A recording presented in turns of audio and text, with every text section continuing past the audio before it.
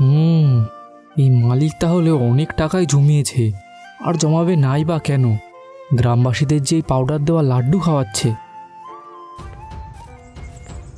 আরে কোথায় গেলি রে পবন? তুই আমাকে কেমন সিঙ্গারা দিয়েছিলি? তোর বানানো সিঙ্গারা খেয়ে রাত থেকে আমার পেট খারাপ শুরু হয়েছে। তোর লজ্জা করে না এই রকম খারাপ সিঙ্গারা দিতে?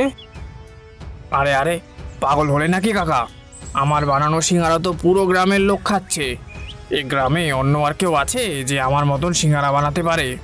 আর তোমারও তো বয়স হয়েছে, আমার সিঙ্গারা তোমার হজম হবেই বা কী করে? আর তোমার মুখ তো খুব চলে কাকা।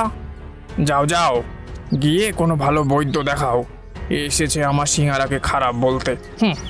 পবনের এইসব কথা শুনে বুড়ো রেগে যায়। আরে আরে, এটা তুই কি বলছিস? একে তো খারাপ সিঙ্গারা দিয়েছিস, তার উপর আবার আমাকে আমার বয়সের ফোড়ন কাটছিস। যা, আজ থেকে আর কোনোদিনও তোর দোকানে আসবো না সিঙ্গারা খেতে। এই কাজটা কিন্তু তুই ভালো করলি না পবন।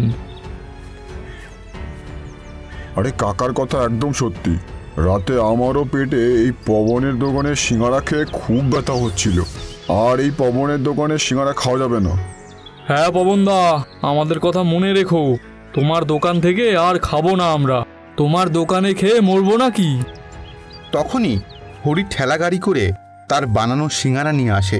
হরির সিঙ্গারার গন্ধ পুরো বাজারে ছড়িয়ে পড়ে। আরে আসুন আসুন, আমার বানানো সুস্বাদু সিঙ্গারা খেয়ে দেখুন। আরে বাহ দাদা, কি সুন্দর গন্ধ বেরোচ্ছে। আমি চললাম ওই হরির সিঙ্গারা খেতে। আরে হ্যাঁ, সত্যিই তো খুব সুন্দর গন্ধ বের হচ্ছে। চলো দাদা, আমিও যাব। হ্যাঁ